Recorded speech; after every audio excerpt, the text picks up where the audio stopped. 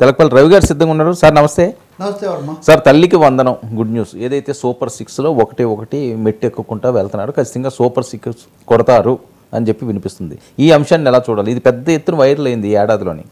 అంటే చాలా మంచి విషయం. అంటే ఏడాది మొదటి వార్షికోత్సవం జరుపుకున్న సమయంలో దీన్ని తీసుకోవడం, తండ్రి కొడుకులు కూడా ఇద్దరు కనిపించారు. తల్లికి వందనం అన్నది సంక్షేమంలో పోటీ పడడం ఎప్పుడు మనం స్వాగతించాలి వర్మ.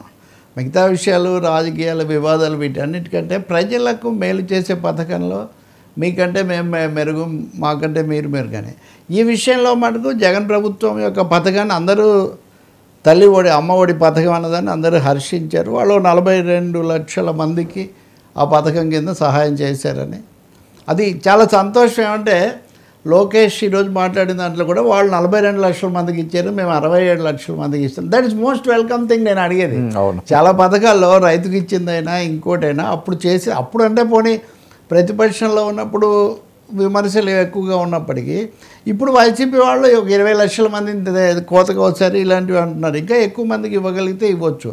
నిజం చెప్పాలంటే ఎవరు పరిపాలనలో అడ్మినిస్ట్రేషన్లో ఉన్నా ఈ అంశాలు పెద్దగా మారవు. ఇప్పుడు చాలామంది పెట్టారు, అప్పటిదే ఇప్పుడు చేస్తున్నారు. అప్పుడు వాళ్ళు 15,000, వీళ్ళు 15,000 అయితే 2,000 వాళ్ళు తగ్గించుకున్నారు. అప్పుడు ఒకటేమో టాయిలెట్ శుభ్రత అని, ఇంకొకటేమో స్కూల్ డెవలప్మెంట్ ఫండ్ అని, వీళ్ళు కూడా ఆ 2,000 వీళ్ళు కూడా తగ్గించుకున్నారు. బట్ ఏం చేసుకున్నా మేజర్ చేంజ్ ఏమంటే ఒక తల్లికి ఒక బిడ్డకు మేము ఇస్తామని గతంలో వాళ్ళు పెడితే తెలుగుదేశం వాళ్ళు లేకపోతే కూటమి ఎంతమంది పిల్లలు ఉన్నా ఇస్తామన్నారు. సో దీని మీదే ఎక్కువగా సవాళ్ళు నడుస్తూ వచ్చాయి. అప్పుడెప్పుడో నిమ్మల రామానాయుడు ఎన్నికల ప్రచారంలో నీకు 15 నీకు 15 నీకు 15 అన్నది ఒక దీనిలా కామెడీ స్కిట్ లాగా అదే పనిగా తిరుగుతూ వచ్చింది. బహుశా ఇంకా వైసీపీకి ఆ ఛాన్స్ ఉండదు. సరే ఇంకా ఎక్కువ మంది ఉన్నారు, అవి ఇవి ఏమున్నా కానీ.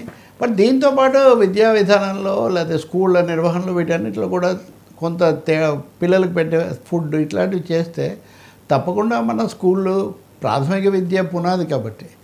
స్కూళ్ళలో ఇంకో సమస్య కూడా ఉంది. ప్రపంచ బ్యాంకు దగ్గర అప్పు తీసుకున్నాం మనం, వాళ్ళు కొన్ని షరతులు పెడతారు ఎప్పుడు పెట్టినా కానీ. దానికోసం ఈ స్కూళ్ళ డివిజన్ ఇట్లాంటివి కూడా జరిగాయి. వాటి మీద కూడా సమగ్ర దృష్టి పెట్టి ఒకసారి ఉపాధ్యాయ సంఘాలు, విద్యార్థులు, మేధావులందరితో చర్చించి పకడ్బందీగా చేస్తే రాష్ట్రానికి చాలా మేలు జరుగుతుంది. కాబట్టి ఈ పథకాన్ని పూర్తిగా స్వాగతించవచ్చు.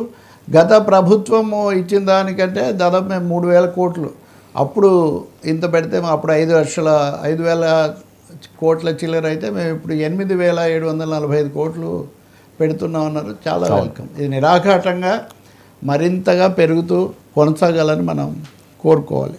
సో చంద్రబాబు నాయుడు గారి కామెంట్స్ చాలా వైరల్ అవుతున్న అంశం. జగన్